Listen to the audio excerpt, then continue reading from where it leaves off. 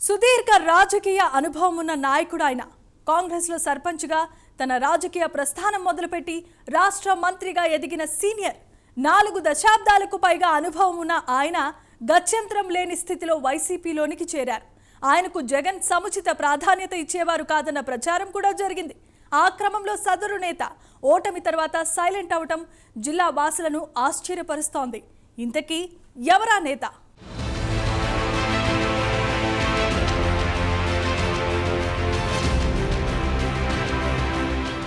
శ్రీకాకుళం నియోజకవర్గ మాజీ ఎమ్మెల్యే, మాజీ మంత్రి ధర్మాన ప్రసాదరావు రాజకీయాల్లో పెద్దగా పరిచయం అవసరం లేని పేరు.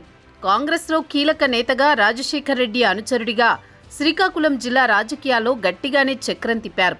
కాంగ్రెస్ హయాంలో R&B, రెవెన్యూ శాఖల మంత్రిగా పనిచేసిన ధర్మాన వాన్పిక్ భూముల కేసులో ఇరుక్కుని మంత్రి పదవికి రాజీనామా చేయాల్సి వచ్చింది.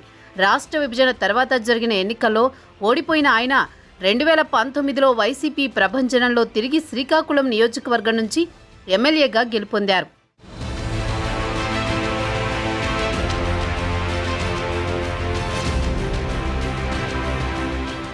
అయితే ధర్మాన ప్రసాదరావుకు జగన్ మొదటి టర్మ్లో మంత్రి పదవి ఇవ్వకపోవడంపై అప్పట్లో పెద్ద చర్చ జరిగింది. అంతటి సీనియర్ నేతను జగన్ చిన్నచూపు చూస్తున్నారని ప్రచారం జరిగింది. అయితే 2.5 ఏళ్ల తర్వాత వైసీపీ ప్రభుత్వంలో ధర్మానకు తిరిగి మంత్రి పదవి దక్కింది. మంత్రి పదవితో పాటు జగన్ ఆయనకు జిల్లా పార్టీ బాధ్యతలు కూడా కట్టబెట్టారు.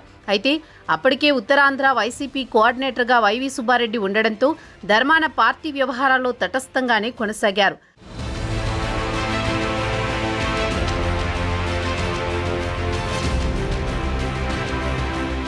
2024 ఎన్నికల్లో మాజీ మంత్రి ధర్మాన ప్రసాదరావుకి ఒక సర్పంచ్ షాక్ ఇచ్చారు.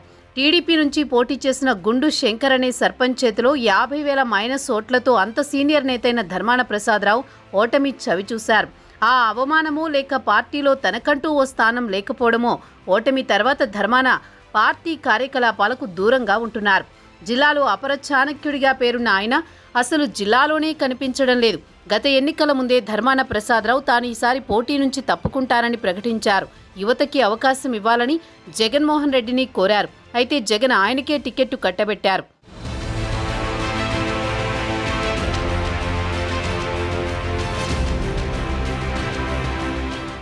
ఆ విషయాలన్నీ గత ఎన్నికల ప్రచారంలో ధర్మాన స్వయంగా చెప్పుకొచ్చారు. అప్పుడే ఆయన రాజకీయ భవితవ్యంపై గుసగుసలు మొదలయ్యాయి. ఇప్పుడు ఆయన అసలు కనిపించకపోతుండటంతో పార్టీ శ్రేణులు, ఆయన అనుచరులు పూర్తిగా డీలా పడిపోతున్నారు. కూటమి తరపున కొత్తగా వచ్చిన నాయకులు, ఎమ్మెల్యేలు దూసుకుపోతుంటే ధర్మాన ప్రసాదరావు అడ్రస్ లేకుండా పోవడం, ఆయన సోదరుడు ధర్మాన కృష్ణదాస్ జిల్లా పార్టీ అధ్యక్షుడిగా ఉన్న ఆయన పార్టీని పట్టించుకోకపోవడంపై రకరకాల ప్రచారాలు జరుగుతున్నాయి.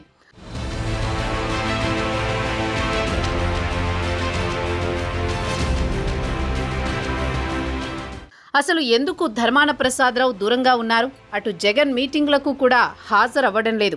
జగన్కి ధర్మాన ప్రసాదరావుకి మధ్య ఏమైనా గ్యాప్ వచ్చిందా, లేక ధర్మాన ప్రసాదరావు పార్టీ మారే అవకాశాలేమన్నా ఉన్నాయా అన్న చర్చ సాగుతోంది.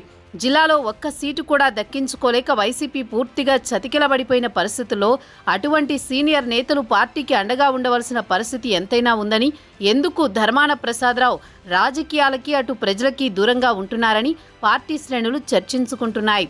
ధర్మాన లాంటి నాయకుడు లేకపోతే జిల్లాలో రాబోయే రోజుల్లో వైసీపీ కనుమరుగయ్యే ప్రమాదం ఉందని సిక్కోలు వైసీపీ క్యాడర్ బెంబేలెత్తిపోతోంది. మరి చూడాలి ధర్మాన యాక్షన్ ప్లాన్ ఎలా ఉండబోతోందో.